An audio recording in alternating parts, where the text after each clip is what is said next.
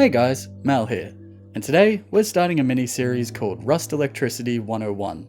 Now I'm calling it a mini-series because it's going to be a series of short and to-the-point videos on how to accomplish practical things with electricity in Rust. I'm not here to make a computer or a clock in Rust. I'm here to teach you how to do things that you will actually want to use during a wipe. The first video, for example, will teach you how to set up a power source which charges your battery and supplies power to your base at the same time. It then switches over to battery power at night automatically. Now with that in mind, let's get started with what will be possibly the most essential circuit required in any base that utilizes batteries of either size. There are a number of components in the electricity system. That being said, you won't need all of them, especially for simple projects. Getting the various components is relatively easy. Most of them drop in normal square crates, including the BP for solar panels. There are a few tier 2 items that drop in military crates, and you buy the windmill from the bandit camp for 500 scrap. But none of the tier 2 components are required for this circuit. Lastly, there is wiring to connect everything up, which is a default BP. Now when building with electricity, there are 3 essential parts to a project: the source, the components, and the goal. Your source will be whatever produces electricity, and for the time being, that's limited to solar panels and wind turbines. Your goal is obviously your endpoint. For example, I want a light switch or door control. The components required in between are determined by your goals and available source. This project is going to assume you only have access to the tier 1 blueprints and will explain each component's function along the way.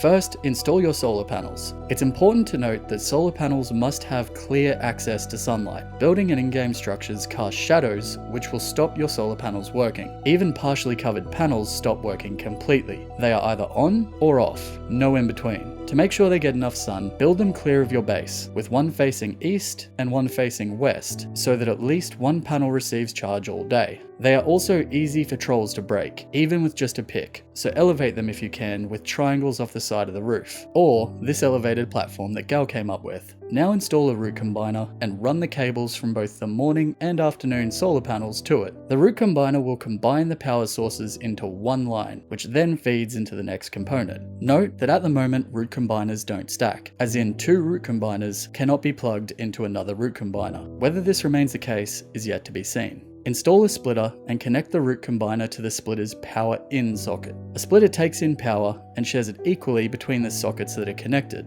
Only one socket and full power runs through. 2 sockets and it splits evenly. 3 sockets and it splits 3 ways. Place your battery nearby. A small battery's maximum charge time is 1 hour, but it's important to note that batteries in Rust at this time cannot be both charged and used simultaneously. No matter how much power you pour into a battery, if any component is connected to the power out socket, it will be draining power. They are either draining or charging in absolute. To remedy this, we've come up with a way of blocking the battery's power outline whenever there is power coming in from the panels. It's a little complicated, but follow along and it'll make sense when we're done. Above the battery, place an electrical branch and a blocker, then run a line from the splitter to the electrical branch's input. The E branch has 2 outputs. Run the main output on the right to the battery, and the branch output on the left to the blocker's pass-through port on the left side of the blocker. Hold E on the branch and limit its power to 2. We only need the minimum power required to signal the blocker. This serves to both run power to the battery and signal the blocker that electricity is coming in from the solar panels. As long as that is the case, the blocker will ignore any power coming from the battery, which is the next step. Run power from the battery output to the blocker's input. Look at your battery, it should be charging now. When the sun goes down and the solar panels stop working, the branch will no longer send a signal and the blocker will switch over to let the battery power through.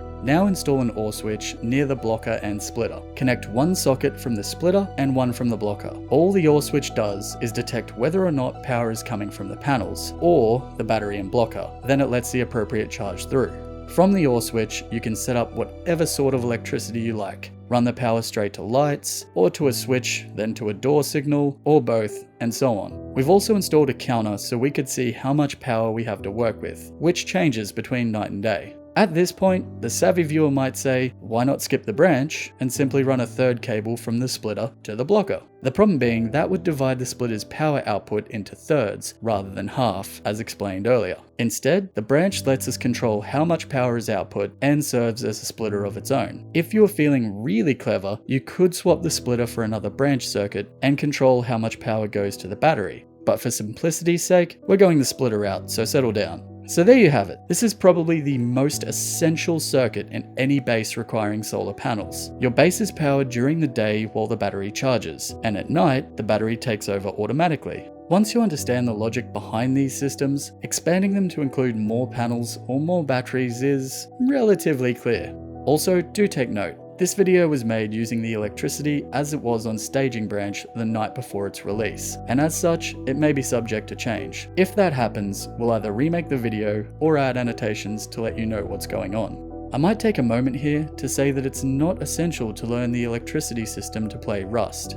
Ultimately, its impact on the game is going to be minimal and will really only bring minor quality of life changes to the game for those willing to master it. It adds almost nothing to base defense, and in some cases weakens base defense. For example, people don't need your codes to use an existing door switch.